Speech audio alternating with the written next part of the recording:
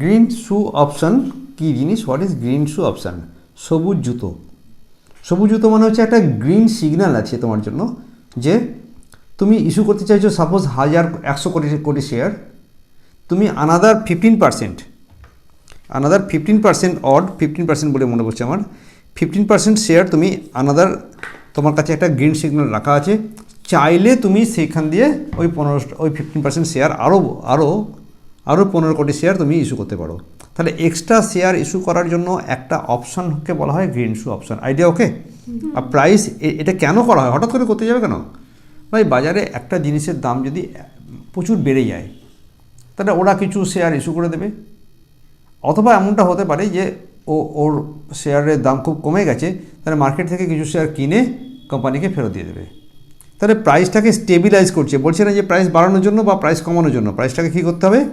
Price stabilise করার জন্য একটা মেকানিজম তৈরি করা হলো, তাকে বলা হলো গ্রিন শু অপশান, যেটা 2009 সালে মার্কেটে এলো। পাক্কা? তো according to SEBI ICDR regulations 2009, GSO means মানে greenshoe option means an option of allotting equity shares in excess, কী বললো? ইন এক্সেস মানে বাড়তি, of the equity shares offered in the public issue. তাহলে পাবলিক ইস্যুতে যদি আমি 100 crore share issue করেছি, পাবলিক ইস্যুতে অফার করেছি, তার থেকে কিছু এক্সেস অ্যালট করার জন্য একটা অপশান রেখে দেওয়া হলো, that is green shoe option. Okay, as a post listing price stabilising mechanism. Listing হওয়ার পরে যে প্রাইসটা খুব উঁচু বাড়ছে, খুব বেড়ে যাচ্ছে হু করতে করতে, তখন আরও বাড়তি শেয়ার মার্কেটে ছেড়ে দেওয়া হবে, অথবা কমে যাচ্ছে তো মার্কেট থেকে শেয়ারটাকে কিনে বড় করা হবে। দেখা যাক। তো কি বললো এখানে, দেখা যাক আর কি দো GSO is used in most developed countries as post-listing price stabilizing mechanism for public shares, and applications of GSO still is very much in grey area in India. ইন্ডিয়াতে নর্মালি এটা খুব কম করা হয়। প্রাইস মেকানিজম, প্রাইস বাড়ছে তো বাড়ছে, কারণ market এই গ্রিন শু অপশান দিয়ে সেখানে পেনিট্রেটটা খুব রেয়ার কেসে করা হয়, তবু করা হচ্ছে, তবু একটা অপশান আছে, পদ্ধতি আছে, যেটা 2009 সালে মার্কেটে নিয়ে আসা হয়েছে। রাইট? তো ইলাস্ট্রেশন 10 গ্রিন শু অপশানের একটা অঙ্ক আমরা এখানে পড়ছি, দেখা যাক কী বলছি ওখানটায়। X company limited intends to make a public issue of 10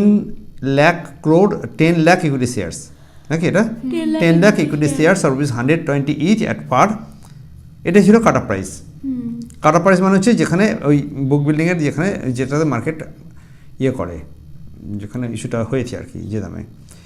payable fully on application as well as allotment. পাক্কা? মানে পুরো 100 কোটি টাকা নিয়ে রেখেছে। অ্যাজুমিং cut off price has been decided through book building process. ধর আমি তো যেটা বললাম মাত্র, the total number of applications received 20 lakh shares receive from different categories of the investors. ভাই কতগুলো পেয়েছি? 20 কোটি। ইস্যু করেছিলাম কত? 10 কোটি। তাহলে এক্সট্রা 10 কোটি শেয়ার্স আমরা অ্যাপ্লিকেশন হাতে পেয়ে গেছি। In this situation the company may allot 11,15,000, মানে কত বললাম? 15 লাখ, 15% বেশি, 15 লাখ বেশি, তাই তো? তাহলে এখানে এক্সট্রা হয়ে গেল শেয়ার্স, যেখানে এই যে 10 লাখ প্লাস 15% অফ 10 লাখ মানে 11,50,000 টাকা কোম্পানি কী করতে পারে? মে অ্যালট করতে পারে। মে অ্যালট বলছে না, অ্যালটই করে দেবে by allotting GSO greenshoe option করে সে ওটা করতে পারে as over allotment option rather restricting the allotment to 10 lakh rupees. এই গল্পটা একদম পরিষ্কার কথা। ভাই 10 লাখেই ইস্যু করতে হবে, ইস্যু করেছিলাম 10 লাখ, তো 10 লাখের বেশি পাবো না, কথাটা সত্যি নয়। আমি 10 লাখের বদলে আমি 11,50,000 শেয়ার ইস্যু করতে পারি। Here 1,15,000 shares are to be borrowed by, এই একটা গল্প হলো। তাহলে 1 lakh by SA on behalf of X company. খুব জরুরি কথাবার্তা। এই যে 1.5 লাখ হলো না, এই 1.5 লাখ শেয়ারটা হচ্ছে বড় করবে, ধার করবে, কোম্পানির কাছ থেকে ধার করবে, কোম্পানির তরফ থেকে ধার করবে, কোম্পানির তরফ থেকে ধার করা হবে বাই এসএ মানে হচ্ছে স্টেবিলাইজিং এজেন্ট। কোন একটা স্টেবিলাইজিং এজেন্সিকে বলা হবে যে তুমি এই 1.5 কোটি শেয়ার, 1.5 লাখ শেয়ার, তুমি 1.5 লাখ শেয়ার কে তোমাকে ধার দেওয়া হলো, তুমি রেখে দাও। Okay, on behalf of the X limited from the promoter. তাহলে দিচ্ছে কে? ধারটা দিচ্ছে কে? প্রমোটার দিচ্ছে, নিচ্ছে কে? এসে। কার হয়ে নিচ্ছে? কোম্পানি হয়ে নিচ্ছে, ঠিক আছে। Or the post issue share holders for the share, ঠিক আছে। আমি তার মানে দিচ্ছে কে? তাহলে একটা কি আমি কি বললাম? প্রমোটার lends 1,50,000 শেয়ার্স টু এসে। এসেকে দিচ্ছে, একটা বড় গল্প হলো যেটা আমরা কখনো শুনিনি আগে। ওকে, কেন করা হলো না? তার ওরা প্রাইসটাকে এই 1.5 লাখ শেয়ার ওর হাতে আছে, এখন এটাকে নিয়ে সে স্টেবিলাইজ করতে পারবে। Alternatively in case of SA, alternatively উল্টো দিক থেকে হতে পারে, in case of SA does not buy shares from the market, to the extent of shares over allotted by the company due to increase in the post listing price. Okay, post listing price বেশি হওয়ার জন্য হলে ওর share market থেকে share কিনবে না, ঠিক আছে। or any other reasons the issuer company further allots shares to the extent of shortfall. পাক্কা? বাজার থেকে সে কিছু মানে যেটা শর্টফল হবে সেটা ইস্যুয়ার কোম্পানি কিনে নেবে। এখন অঙ্কটা পড়া যাক একটু, এতটা পড়তে চাইছি না। না পড়তেই হবে, উপায় নেই কোনো, বাকিটুকু না হলে হবে না। This shares were return to the promoters, বুঝিস? এই শেয়ারগুলো লেন্ডার কী করবে? লেন্ডার মানে হচ্ছে প্রোমোটার, যারা লেন্ড দিয়েছিল সে কে? প্রোমোটার তো, বল মুখে বল। Promoter return to the promoter by the SA, সেটা ওরা প্রোমোটার কি করবে? আবার ওটাকে রিটার্ন করে দেবে। ওকে, প্রোমোটার দেখে আবার এসে ফেরত দিয়ে দেবে in Liu of shares borrowed from them. আমি যে ধারটা নিয়েছিলাম সেই ধারের শেয়ারটা তাকে ফেরত দিয়ে দেবো।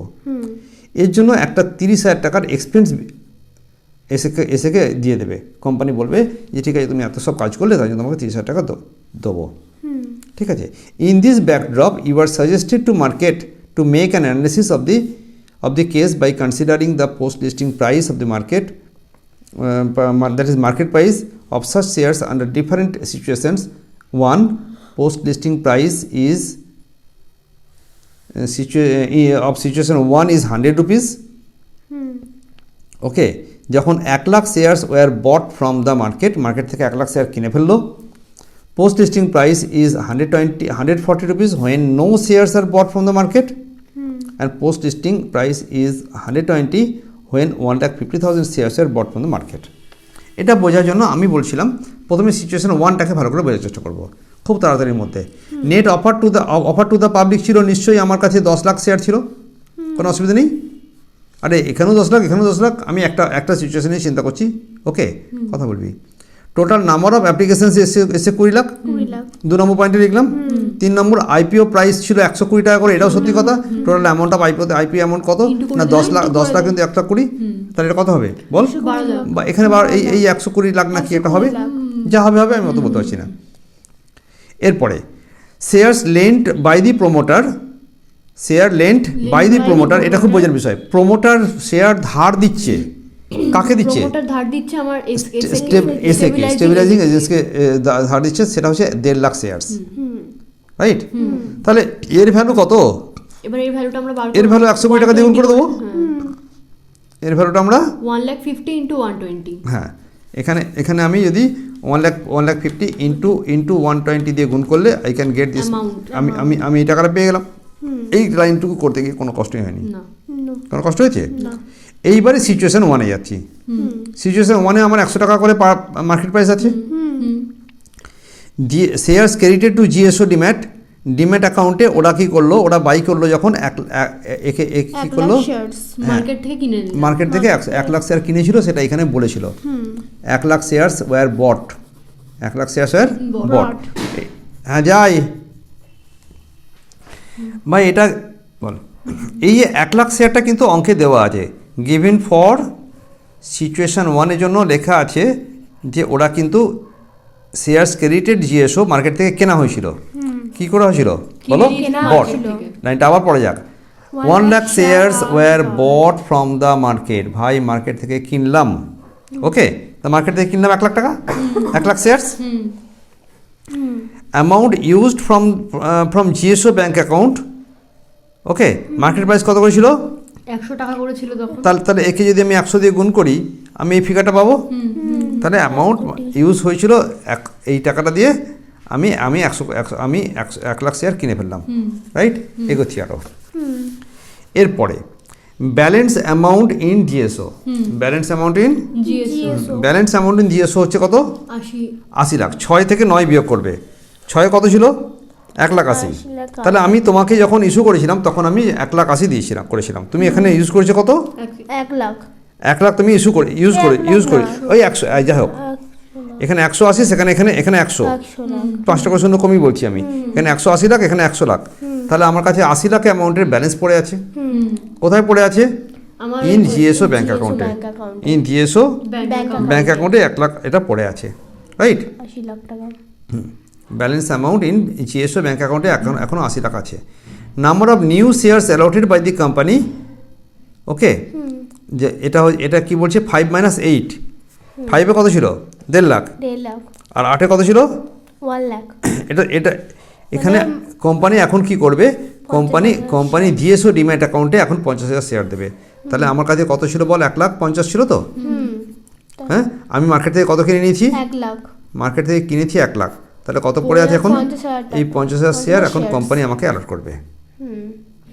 কোম্পানি ভাই অ্যালট যখন করছে, number of shares return to the promoter, প্রমোটারকে এখন রিটার্ন করে দিচ্ছে from GSO demat account. Bangla কথা, SA will give it back to কাকে? প্রমোটারকে ফেরত দিয়ে দিচ্ছে, রিটার্ন করে দিচ্ছে। এই 50 আর আগে 1 লাখ, এখানে 50,000 আর আগে ওখানে একটা 100 লাখ ছিল, এখানে 50,000, ওখানে ছিল 1 লাখ। এই 1.5 লাখ শেয়ার ওকে ফেরত দিয়ে দিল, রাইট? তারপরে amount remitted to company on account of fresh shares allotted. কোম্পানির কাছে কত অ্যালট করছে? 50,000 শেয়ার 120 টাকা করে company. Amount remitted to company, দেখ 11 × 3, 11 মানে কত? 11 তো 50। 3 তো কি আছে? রেট বলা আছে 120। 3 তো কী বলা আছে? তাহলে আমার কাছে 50,000 শেয়ার 120 টাকা করে হলে 60,000 টাকা, 60 লাখ টাকা আমার কাছে amount remitted to the company, okay, on account of fresh issue of shares. ভাই আমি যদি ফ্রেশ ইস্যু অফ শেয়ার্স করেছি, তা আমি কতগুলো শেয়ার ইস্যু করেছি? 50,000 শেয়ার ইস্যু করেছি। কোম্পানি তো 120 টাকা করে ইস্যু করবে নাকি? মার্কেট 100 টাকা থাক, 111 টাকা থাক, যাই থাক, তাহলে কোম্পানি 120 টাকা করে ইস্যু করার জন্য সে কোম্পানি পেলো কত? 60 লাখ। কোম্পানি 60 লাখ টাকা পেলো। কোম্পানি 60 লাখ টাকা পেলো। স্টেবিলাইজিং খরচা হয়েছে আরও 30,000 টাকা, পাক্কা? এইবারে একটা লাস্ট জানার আছে। লাস্ট হচ্ছে যে balance amount of GSO bank account. Balance amount of GSO bank account to be transfer to investors protection and education fund established by SEBI after deduction of expenses of stabilising agent, পাক্কা? এইখানে 20 lakh minus 30,000 করে 19,70,000 যে হয়েছে, এটা আমরা তত ভালো করে বুঝছিলাম না। কিন্তু যেটা বুঝছিলাম সেটা হচ্ছে কি, যে ভাই ব্যালেন্স অ্যাভেলেবেল হতে হবে না, ব্যালেন্স অ্যামাউন্ট অফ জিএসও অ্যাকাউন্ট। তখন আমি একটা জিএসও ব্যাঙ্ক অ্যাকাউন্ট খুলে নিয়েছিলাম। খুলে নিয়ে আমি দেখলাম যে 6 নম্বর জার্নালে টাকা এসছে। 6 নম্বর জার্নালে amount of GSO bank account sale proceeds করে পেয়েছে এইটা। তাহলে এই যেটা পেয়েছে সেটা 6 নম্বর জার্নাল থেকে আমি ডেবিট করব। তারপরে আমি 9 নম্বর জার্নাল থেকে আমি টাকা চলে গেছে কিনতে গিয়ে, use in the market price করতে গিয়ে চলে গেছে। আর কোম্পানিকে এখানে তো মার্কেট থেকে কিনেছে 100 টাকা করে, আর কোম্পানির কাছে কিনেছে 120 টাকা করে। তাহলে 120 টাকা কিনতে গিয়ে এখানে এই টাকাটাও চলে গেছে, এই টাকাগুলো সব চলে গেছে, আর এখানে টাকাটা এসেছে। তাই এটা কামসিনওয়ালা, আর এটা একটা গোজ আউট হয়েছে, এটা গোজ আউট হয়েছে। আর 30,000 টাকাটা আমার কাছে গোজ আউট হয়েছে। তাহলে ব্যালেন্স কত? তাহলে মোট খরচা হয়েছে কত? এটা ছিল 180 লাখ, আর এখানে এইটা যোগ করে হচ্ছে এইটা ব্যালেন্স করে কত এসছে? 19,70,000 টাকা। সিম্পল কথা, ব্যালেন্স করে এসছে 1 লাখ। এখানে 180 লাখ ছিল, ব্যালেন্স করে এসছে কত? 19,70,000 টাকাটাই এখানকার ফিগার, যে আমার balance amount of GSO bank অ্যাকাউন্টে আমি কত টাকা ইনভেস্টার্স প্রোটেকশন ফান্ডে এখানে ঢোকাবো? 19,70,000 টাকা জিএস অ্যাকাউন্টে ঢোকাবো। ইনভেস্টার্স প্রোটেকশন IPEF এ ঢোকাবো, IPEF, পাক্কা? এখন আমরা সিচুয়েশন 2টাকে দেখি। বলছে post listing of the price of situation 2 is 140। দাম বেড়ে গিয়ে হয়েছে এখন কত 140 টাকা করে চলছে। When no shares are bought from the market, ভাই 140 টাকা তো একে তো 120 টাকার জিনিস বিক্রি হচ্ছে মার্কেটে কত করে 140 করে। এখন যদি আমরা আরও শেয়ার কিনে ফেলি তাহলে কী হয়ে যাবে, আমার মার্কেটে শর্টেজ হয়ে যাবে এবং আরও দাম বেড়ে যাবে, তাহলে মার্কেট স্টেবিলাইজিংয়ের পদ্ধতিটা আর কাজ করবে না। দ্যাট ইজ ওয়াই এখানে আর কোনো শেয়ার কেনা হলো না। তার সিচুয়েশন 2 টাকা দেখা যাক। আমার নাম্বার অফ শেয়ারস অফার ছিল 10 লাখ, আমার টোটাল নাম্বার এসে 2 লাখ 20, এক্স্যাক্টলি যা ছিল তাই হচ্ছে 120 টাকা করে। টোটাল অ্যামাউন্ট অফ আইপিও ছিল এই টাকাটা 1200 লাখ। আমার স্টেবিলাইজিংয়ের জন্য 1.5 লাখ শেয়ার ছিল হাতে। 1.5 লাখ শেয়ারকে যদি 120 টাকা দিয়ে গুণ করি তাহলে সেটা 1,80,000 হচ্ছে। তাহলে এই পর্যন্ত এখানে সব জায়গাতে একই হবে, অল দ্য সিচুয়েশানে এক হবে। এইবারে শেয়ারটা ছিল এখানে 100 টাকা করে, কিন্তু এখানে হয়ে যাবে কত 140 টাকা করে হলো। 140 টাকা করে হলো যখন, তখন শেয়ারস ক্রেডিটেড, ওরা বলছে কোনো নতুন করে শেয়ার আর ইস্যু হয়নি, তাই তো? কী লিখেছে, when no shares bought from the market থেকে কোনো শেয়ার ইস্যুই করা হয়নি, মার্কেট থেকে কোনো শেয়ার কেনা হয়নি। তাহলে 8 নম্বর কলমটাতে যে বাই বলে দেখানো হয়েছিল, বাইটা এখানে নেই, বাইটা এখানে নীল হয়ে গেল। তাহলে কোনো টাকা ইউজ হয়নি, এটার সঙ্গে তো গুণ করে এটা পেয়েছিলাম, তার টাকা ইউজ হয়নি, ঠিক আছে, টাকা ইউজ হয়নি, পরে দাঁড়িয়ে যাচ্ছে আমরা। তাহলে ব্যালেন্স অ্যামাউন্টে, তাহলে ওইখানে ব্যালেন্সে 1,80,000 পড়ে আছে। ব্যালেন্স অ্যামাউন্ট অফ জিএস অ্যাকাউন্টে আমি যেটা এখানে 1,80,000 ছিল, এই যে 6 নম্বর পয়েন্টে যেটা 1,80,000 ছিল, সেই 1,80,000 এখানে প্রিভেল করছে। Number of new shares allotted by the company to the GSO demat account, GSO demat অ্যাকাউন্টে নতুন শেয়ার ইস্যু হলো কত 1,50,000, সবটাই কিন্তু কোম্পানি দিয়েছে, মার্কেটেও কিছু কেনেনি। তাহলে 1,50,000টা যদি 12 টাকা দিয়ে 120 টাকা দিয়ে গুণ করা হয় 1,80,000 হবে। Number of shares return to the প্রমোটারকে ফেরতও দেবো 1,50,000, দাম হলো কত 1,80,000। তাহলে 1,80,000 একবার বেরিয়ে গেছে আর একবার 1,80,000 একবার এসেছে। তাহলে টোটালি আমার 1,80,000 প্লাস মাইনাস হয়ে আমার কাছে কোনো ব্যালেন্সই অ্যাভেলেবেল নেই, কিন্তু 30,000 টাকা খরচা তো হয়েছে। ভাই ব্যালেন্স অ্যাভেলেবেল থাকলে সেখান থেকে আমি 30,000 টাকাটা অ্যাডজাস্ট করতাম, ফলে -30 করতাম। কিন্তু যখন আমার ব্যালেন্সই 0 আছে তখন এই 30,000 টাকা অ্যাডজাস্ট করবো কী করে, তাহলে -30,000 টাকা হয়ে যাবে, তাই না? তখন বললো কোম্পানি ইটসেলফ রিইম্বার্স করবে। কোম্পানি নিজের যে ব্যাঙ্ক অ্যাকাউন্ট আছে সেখান থেকে, জিএসও ব্যাঙ্ক অ্যাকাউন্ট থেকে যাচ্ছে না, কোম্পানির নিজের অ্যাকাউন্টের বদলে রিইম্বার্স করবে, রিইম্বার্স দ্য রুপিস ওই 30,000 রুপিস, রিইম্বার্স রুপিস 30,000, ওকে 30,000 রুপিস কোম্পানি নিজে বিয়ার করবে, রিইম্বার্স করবে তার যে নিজস্ব ব্যাঙ্ক অ্যাকাউন্ট আছে কোনো একটা বড় ব্যাঙ্কে, সেখানে, not from জিএসও bank account, right?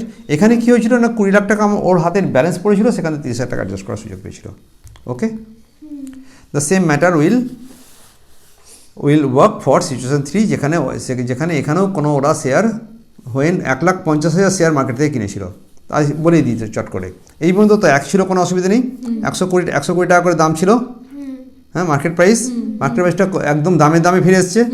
Company কী করেছে, ফটাকসে 1.5 লাখ শেয়ার কিনে ফেলেছে। কোম্পানি জিএসওকে দিয়েছে, ইয়েকে দিয়েছে, এসএকে দিয়েছে, সে 1.5 লাখ শেয়ার কিনে নিয়েছে। 1.5 লাখ শেয়ার কেনার জন্য 1,80,000 খরচা হয়েছে, 180 খরচা হয়েছে।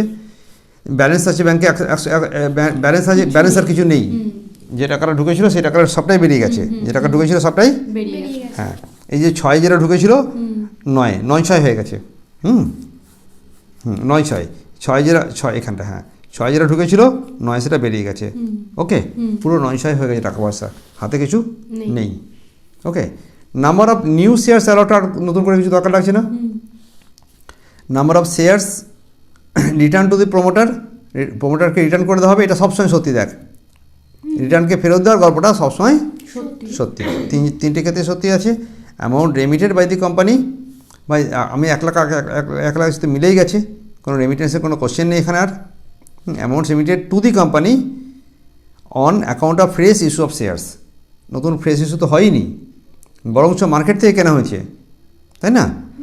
আরে একই সঙ্গে মার্কেট থেকেও কিনবো, আবার ফ্রেশ ইস্যু কোনো রকম হবে না, হ্যাঁ। তাহলে এখানে কোনো টাকা পয়সা নেই, স্টেবিলাইজেশন 30 পয়সা করলে 30,000 টাকা দিলে এখানে হাতে কিছু টাকা পয়সা নেই বলে এখানেও সেম অ্যাজ বিফোর হয়ে যাবে, okay. The matter is over now.